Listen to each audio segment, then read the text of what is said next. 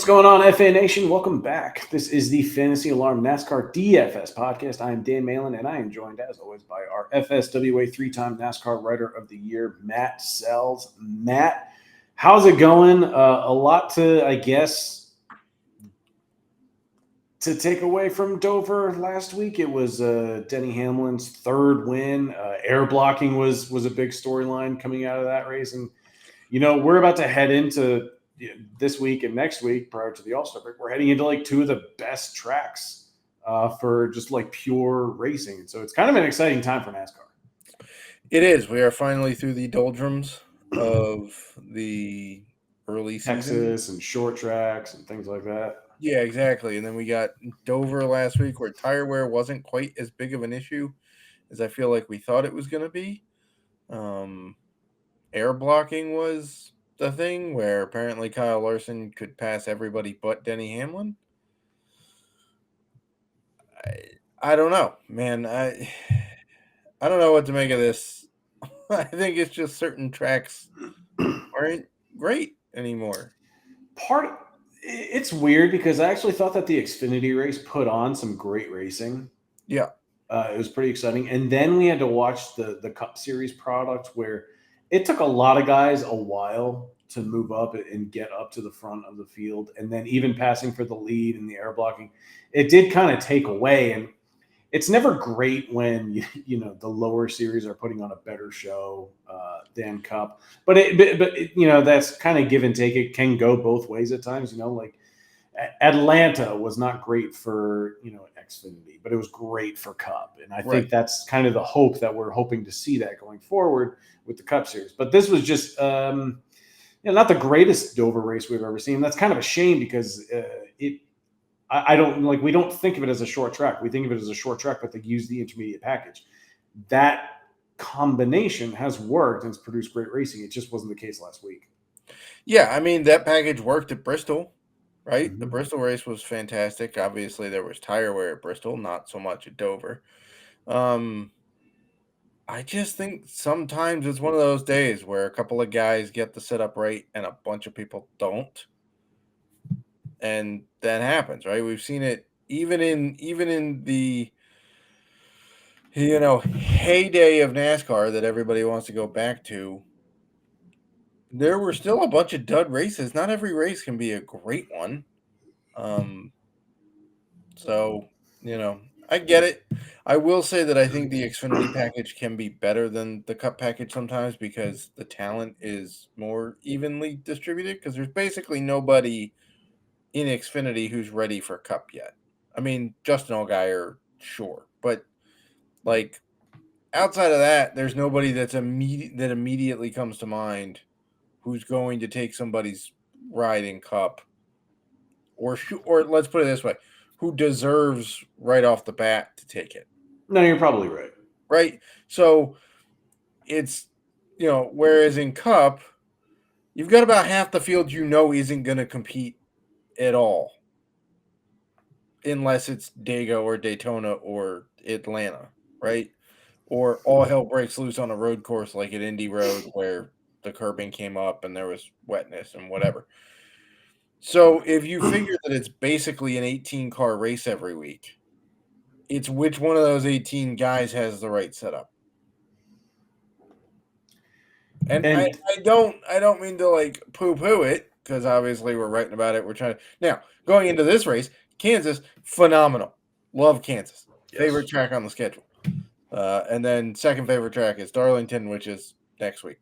But I'm just saying, if you're coming at it from a realistic point of view, you've got to know about half the cars on the track aren't going to do very much, if anything, every given week. And so can we would even say that you could probably narrow it down to, because based on what we've seen 2.5 months into the season, the Fords have not won a single race. Correct. It has been Hendrick, 2311, and Joe Gibbs Racing, and then, Daniel Suarez won with Trackhouse. But, we can always rely on Ross Chastain at Trackhouse to win maybe 2 races a year as well. Right. So even then, you can probably cut the field from 18 to maybe 12. Yeah. I mean, 18's being generous. It's being, you've got the back half of the field isn't going to do anything any given week, right? So, it's kind of a cynical look, sure, but it's also the realistic way to go. Well, did the top 15 that we thought were going to show up? I would say in general, yeah. I would say if you look at the guys who we thought would do well, they did well. It's not always, do we want it easy passing the leader? I don't know. Should it be where like every half lap you can catch up to a guy and pass for the lead? I don't know. That's kind of a philosophical difference between me and a lot of other fans. It's like, I think the leader should be able to hold the lead and get some advantage of being in the lead. But I get that some tracks produce really hard passing opportunities, and Dover was one of them last week. I think it's interesting that you talk about just having the right setup and how we can only rely on a handful of drivers and organizations to do that, because we are heading to Kansas this week. And as you've alluded to, this is a track that, especially in the next gen package, for the 4 races that we've seen since 2022, the racing year has not disappointed. There are some people saying that this should be the championship track, but I kind of, it's not a destination city, and you kind of want that for your championship race. I'm getting the sense. Well, the other problem is the weather, right? The championship Sure. is run in early November.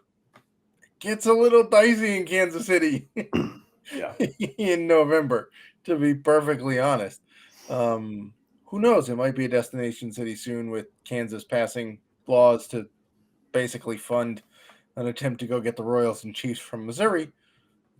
So maybe there's that. But I agree with you. I think it should be in a warmer place. They should just go back to Homestead. That's the warmer version of Kansas. Yeah. So there's that, but they're not doing that this year. But but yeah, so Kansas is, go ahead. It's phenomenal. It's a multi-groove 1.5-mile track, tire wears involved. You can basically put the car anywhere and make up ground. We saw a 3-wide finish in overtime last fall here. It was, I think the spring race was the race of the year last year. It's a phenomenal race every year. And it seems like, when I did my early week preview for this race, I kind of listed Denny Hamlin and Kyle Larson at the top, just based on, I guess, recent trends, speed, kind of how things are shaking out this year. But also, this has just been a track that the Toyotas have absolutely dominated at in the next-gen car. 4 different winners for Toyota. Bubba Wallace got his second career win here. Probably could have won the first next-gen race here if he didn't have so many penalties and issues on pit road. And even then, he had a top 2 car, easily top 5. But even then, like with all the issues that he had in that race, he still clawed his way back and moved up and finished top 10. And it's a great top 10 to have. But even after that race 2 years ago, he even seemed just like deflated because he knew they had a much better car. Yeah, he had arguably the fastest car on the track that day. And his pit crew just could not get their stuff together. Like, it's like Ryan Blaney's dressed in, costumes. Where Truex is dressed in costumes and cost them the chances. But yeah, it's been a Toyota track. Chevy's also done really, really well here. In terms of tracks we're going to look at for this one, we're going to look at Vegas and we're going to look at Homestead, generally speaking. Like, I know it's a small sample size, but I mean, if you want to toss Michigan in there a little bit, you can. But I feel better with Vegas, Kansas, Homestead as the comps. Darlington, the tire wear is just a little too much for my liking to comp it to those. Well, wouldn't Homestead also be a little too much? No, because I think Kansas is a sneaky high tire wear track. Okay. But Darlington is like every 4 laps you need new tires at Darlington. Why wouldn't you include Charlotte and Texas? I understand the knock against Texas. Texas is solely like almost a one-groove track, and so it really doesn't apply to anywhere. Plus, we've talked about how Kansas produces great racing and Texas not so much. What made Texas special this year was that it had 16 cautions, and you had the Golden Boy get the win. Right. I wouldn't do Charlotte and Texas for a couple of reasons. One, Tire wear is not as big, especially at Charlotte, which is basically repaved every year because it's the shining NASCAR example of what should be state of the art, right? But the other thing is that they are quad ovals compared to, I know that Homestead is an oval. There's no bend in the straightaway. Yeah. But the multi-grooveness, the tire wear at Homestead, the banking comps pretty well to Kansas. And Vegas is basically like a sister track of Kansas. So I would say that those ones comp the best. Does it mean that you can exclude Texas or Charlotte? No, not necessarily, but like I would use those if you are on the fence about a guy and somebody did better at Texas this year than somebody else, maybe that swings you in that direction. That's kind of how I would use it. But I'm not using it really in the data set for this week. In terms of line and building strategy, before we dive into the driver pool, easy to assume, as is the case with most mile and a halfs, like this is going to be a 2 dominator build, and then you just try to nail the other guys that can move up, finish, and score well. Yeah, especially in the next gen car, laps led have been split pretty well here. In fact, there have been, I think, at least one race, if not two, in which no single driver has topped 100 laps here in the next gen car, 100 laps led in the next gen car here.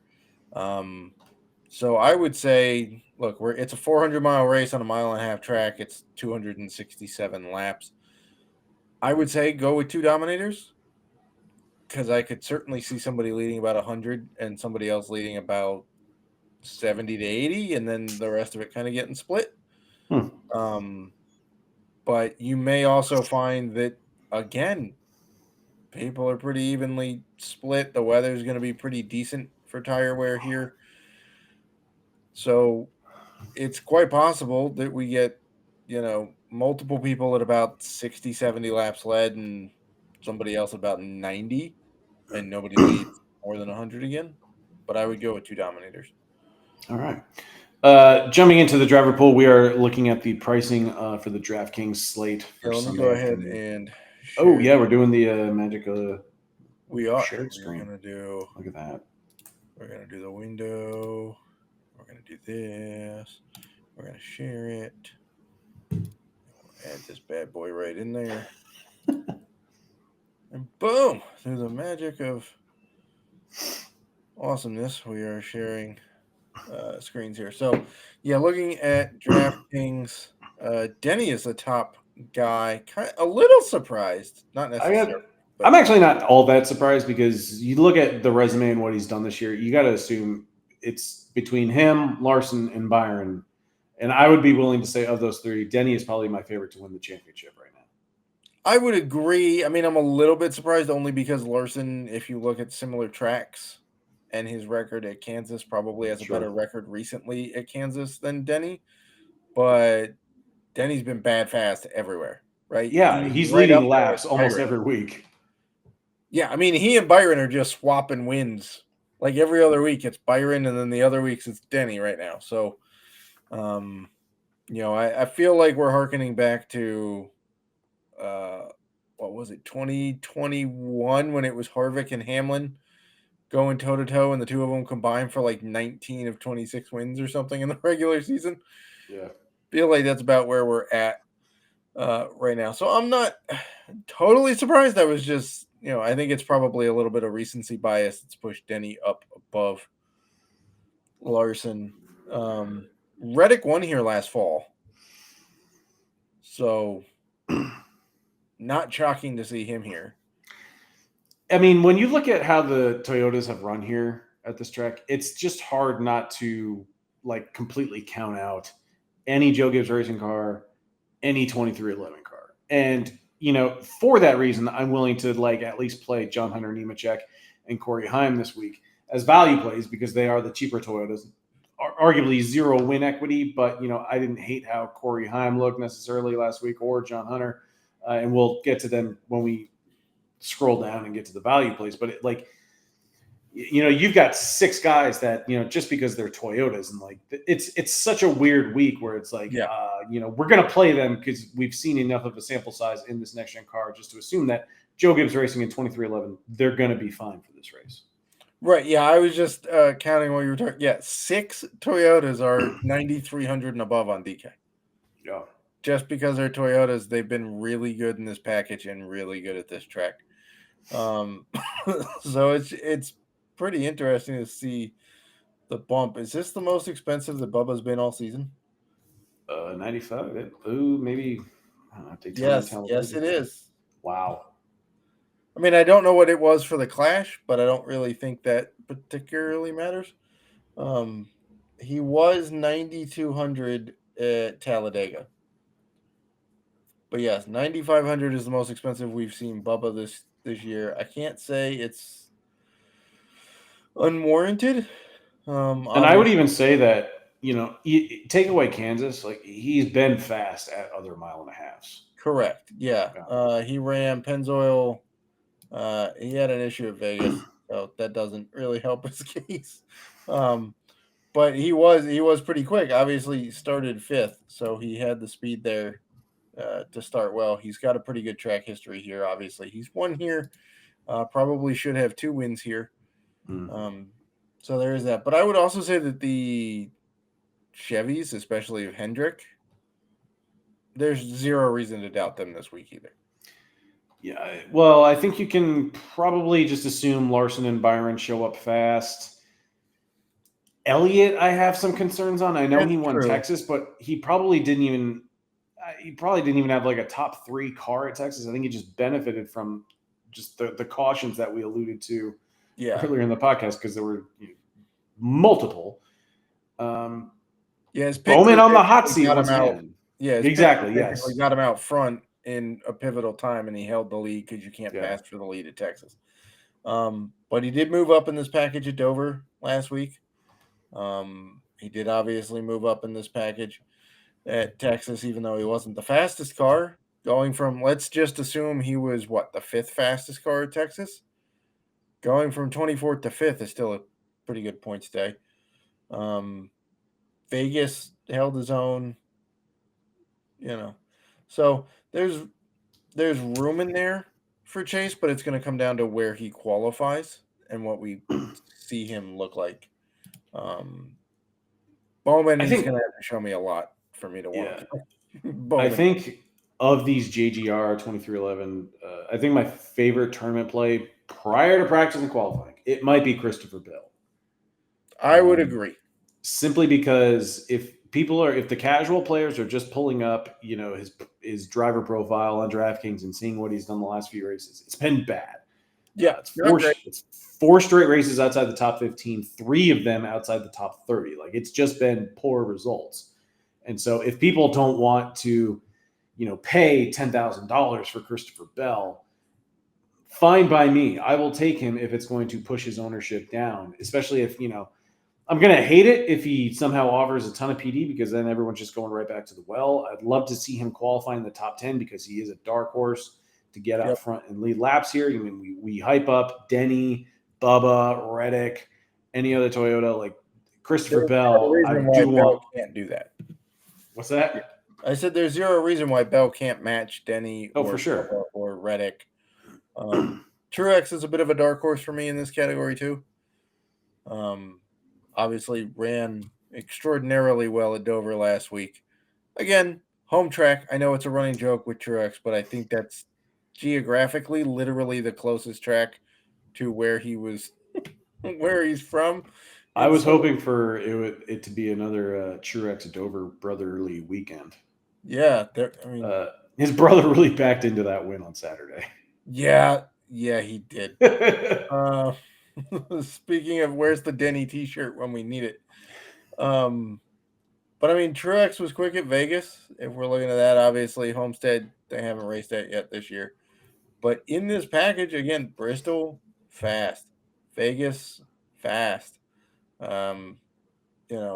Texas reasonable, and Dover perfectly fine. So, and Truex has done well at Kansas. Again, Toyota. This used to, if you want to go with this, used to be the closest track to where his former team was based.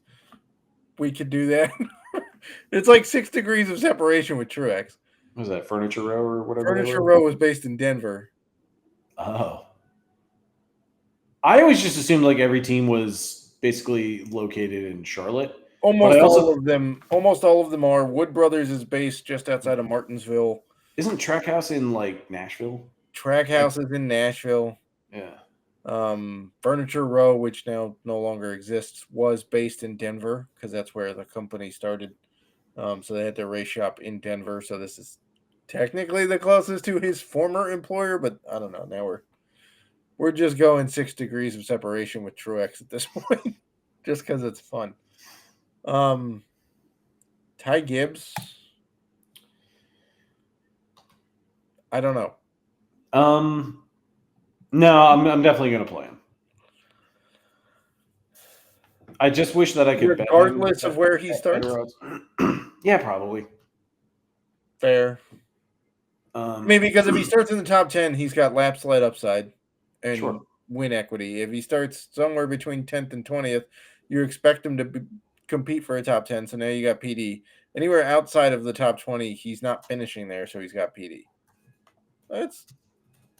That's fair, right? I mean, he's got 7 top 10s in 12 races so far. Yeah, and I'm just trying to see like what he did. Yeah, he has a win here in the Xfinity Series. Yep. From 2021, where he led 14 laps. 2022, he led 66 laps.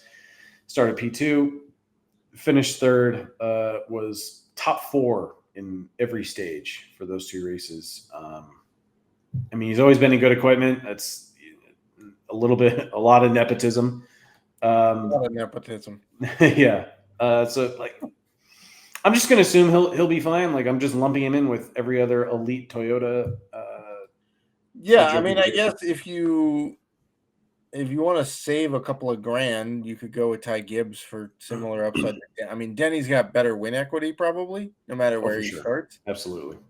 But if you want to save a couple of grand and not take that big of a value hit, Ty Gibbs is in play. It's crazy that we have to go all the way down to what looks to be 9,100, where we find our first 2311 Hendrick. JJ. Yeah. So like we do find that in the lower 9K, upper 8K range, we do have, Ross Chastain at 91, who I'll never not play.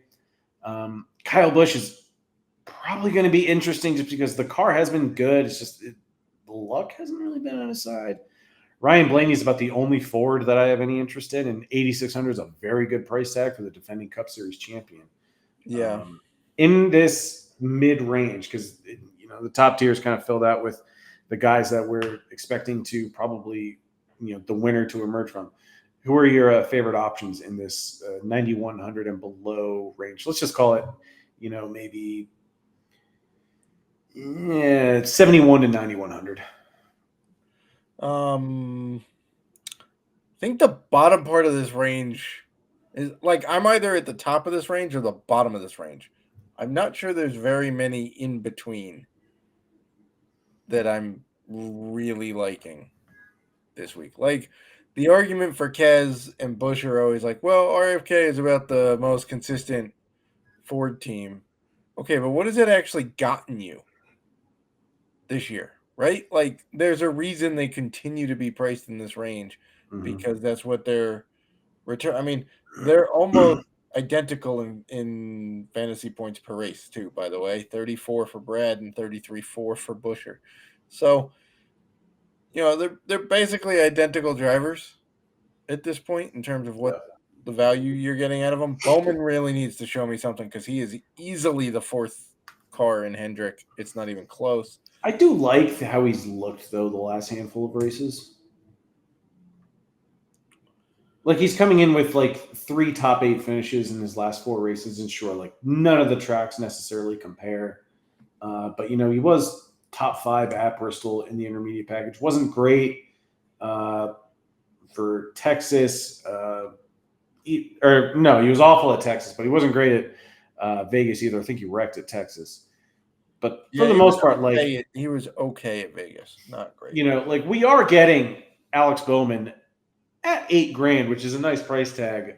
Still has a really good crew chief on that, for him. Blake Harris has kind of been like a forward thinker in terms of crew chiefs. And so I still like the guy. Bowman had 26 fastest laps without leading a single one. I'm going to guess he got off cycle and just had the freshest tires for a while. But still, he started 9th, finished 8th last week. So, I think at $8,000, especially after last week when he was 93, like, I don't hate it, but I do understand where you're coming from because he does need to show us something because he's clearly, driver 4 for Hendrick. Right. I mean, if we go back to Vegas, which I don't want to harp on because it's not identical and that was early season, they were still working on stuff, whatever. Bowman qualified 23rd and moved up only to 18th. Put up a fastest lap, led 3 because he was, I don't know, he stayed out on a pit cycle and led a few laps. Wound up with 31 DK points on $8,100 salary. So it's not like he came anywhere close to 5X on a similar track. Sure, Bristol was nice. Finished 4th there. Texas wrecked out. He did start 14th, so who knows exactly where that would have gone. If he shows up with long run speed in practice, I'll be more inclined to play Bowman, just giving him the Hendrick bump, to be honest. But I'd rather right now before practice, I'd rather take the shot on Chastain, or I'd rather just go down and go with Gragson or Suarez or Briscoe. Got it. Awesome. Now that we enter this value tier per se, it does get a little bit ugly. We have a lot of forwards that we're looking at.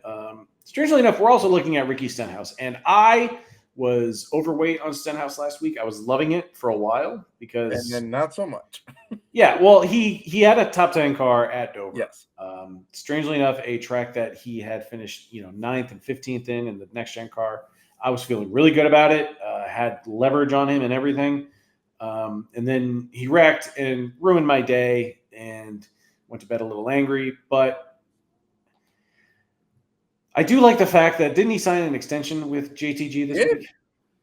He did sign an extension, though I will say that one of their owners didn't have any name on that news, so that was a little interesting there. But yes, he did sign an extension with JTG Doherty Racing. So that's, good news for him. But in all honesty, he just keeps bringing in solid finishes, and I'm not sure that team can really get better than Stenhouse right now. Who are you going to get? If you don't sign an extension with Stenhouse, who are you filling that spot with? That's an improvement. I mean, I know we give Stenhouse a lot of, and every time I type his name in the playbook, undoubtedly I'll start his name Risky instead of Ricky as a Freudian. Stenhouse. Yeah, Risky Stenhouse instead of Ricky Stenhouse.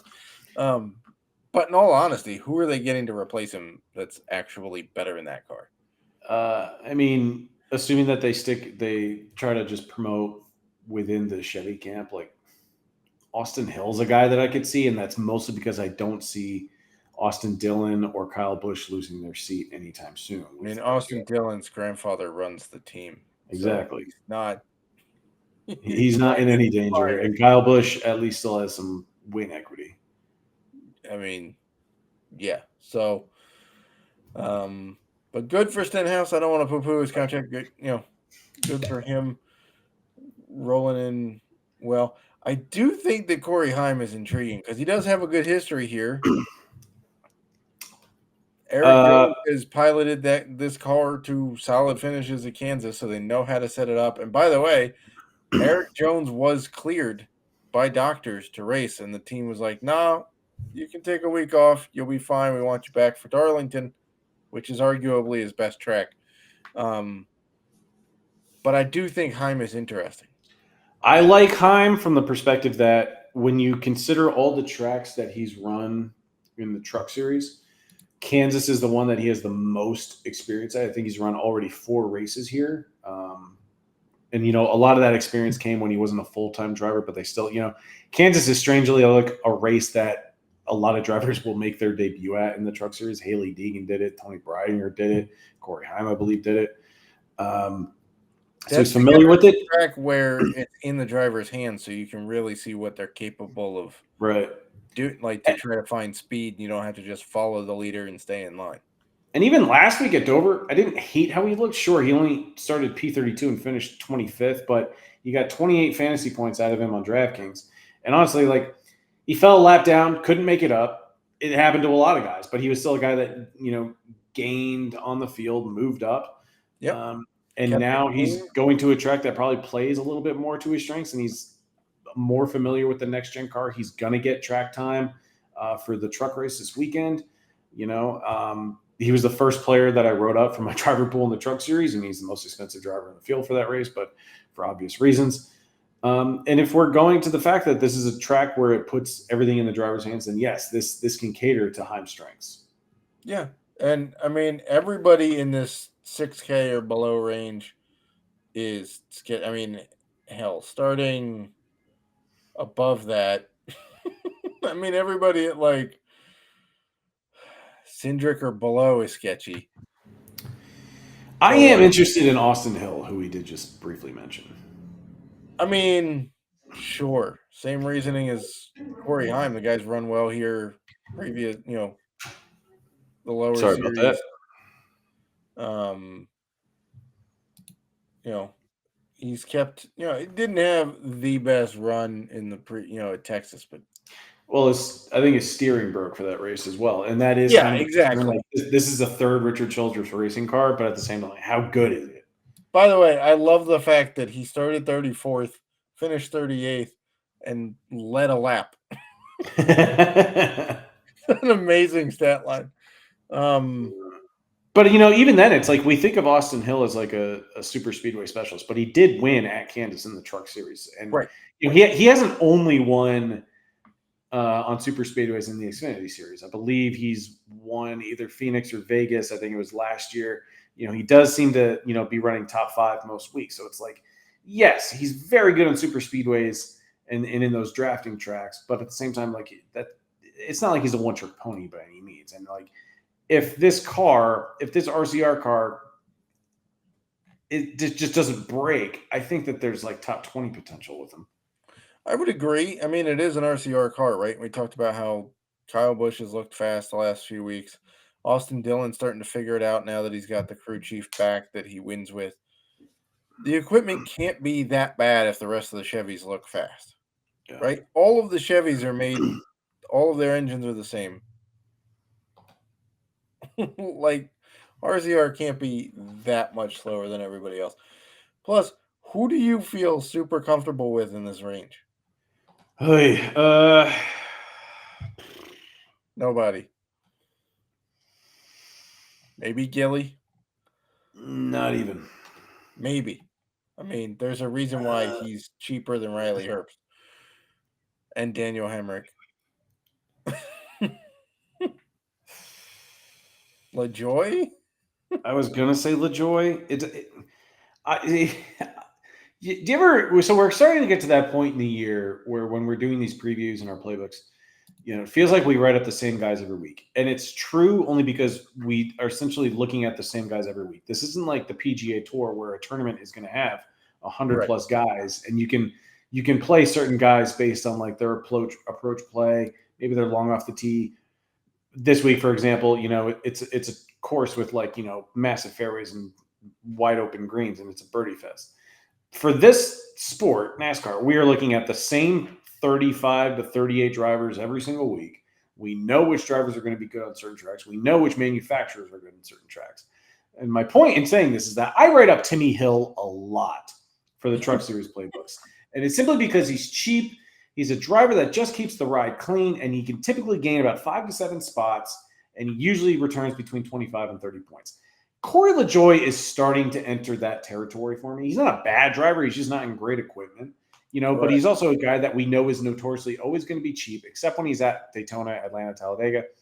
But like, he's also a guy that if he just keeps the ride clean, he starts deep in the field and he can move up as everybody else wrecks out, and he can get you between 25 and 35 points, and you take it and you run. So yes, Corey LaJoie probably is like the one guy that I feel best about this week. And this is after he's coming off a week where he somehow led 33 laps at Dover. Yeah, talk about odd stat line. Started 25th. Right. 21st, has 7 fastest laps, 33 laps led, and yeah, I respect moves by that from like teams that small because like they need to take risks like that. It didn't work out, but if you played him in DFS, you're looking at a 6x day simply because he somehow got almost 10 dominator points. Yeah, I mean, good. Again, good for you. So this range is kind of like there's one guy I'm definitely not playing. Talked about this, Jimmy Johnson. I honestly don't know why you're that expensive, man. I really don't. You have topped 20 points in an actual race one time this year because the duels at Daytona don't count. Yet, here we are. You're 6,200, but you put up 13 points last week at 6,200 and you stayed the same price. I think I could see myself playing Justin Haley. Why do you laugh? I mean, he's the second cheapest driver in the field, and I'm not even if I'm paying 5,100 for a driver, I'd be okay if he could just get like 20 points. I mean, it's fair because at Vegas he started 35th, finished 27th, 2 fastest laps, put up 24 points at 5,300 is almost 5x. Now, granted, like Talladega, surprisingly, he wasn't very good. He finished 34th. I mean, okay. Right. Martinsville, not great either. But this is also just a driver that I'm setting the bar low because we know the equipment isn't good. Bristol, he was fine. I'm not asking for a top 20. I'm just hoping that he can start outside the top 30, just move up 5 to 7 spots and just not like kill the car. I know he's probably going to lose a lap or two. But yeah, if I'm punting, I don't hate going to Haley because I sure as hell don't want to go to Derek Kraus. I mean, no, Derek Kraus is definitely not in the player pool this week, to be sure. So there you go. I'm not sure there's really anybody else left to talk about, to be honest. I'll have stuff out we're recording this Friday night. I will have stuff out Saturday evening because practice and qualifying is at 5:05 p.m. Eastern on Saturday, and the race is kind of interesting. It's after everything. Yeah. I guess track conditions won't be all too different. Not terribly. Like the race is at 3 p.m. Eastern on Sunday, and practice and qualifying is 5:05. So it's like they're practicing and qualifying at like what the final stage of the race would be. The only trick is there's going to be like 3 different kinds of rubber on the track by the time the Cup guys get on the track because ARCA had a 5-hour practice today. Yeah. Apparently they get that one morning. Apparently Pockrass was saying like they get one of those big practice sessions every year and it's typically Kansas. I thought it was a typo when he put out the Kansas schedule and said 10 a.m. to 3 p.m. ARCA practice. It does say open practice, so I guess you're allowed to just show up and run like it's a track rental. I don't know. Good for ARCA. But that's going to be a lot of rubber down that the other series are going to have to clear because ARCA tires are completely different from everybody else. So, yeah, and the weather, by the way, there's supposed to be a chance of rain Saturday morning, but I don't think it's actually going to affect anything. It'll be clear by Saturday afternoon, and Sunday looks great. It's going to be a little warmer on Sunday than it will be Saturday for whatever that's worth, but I don't think 5 degrees is really going to change that much. It's not like it was Dover where they practiced at 55 degrees and raced at 80. Yeah. They're going to practice at like 65 and race at 71. So, well, Matt, as always, thank you so much for your time. Best of luck to you this weekend for Kansas. It's going to be a phenomenal race. I hope you can all tune in. So best of luck to you and best of luck to the FA Nation. Best of luck, FA Nation.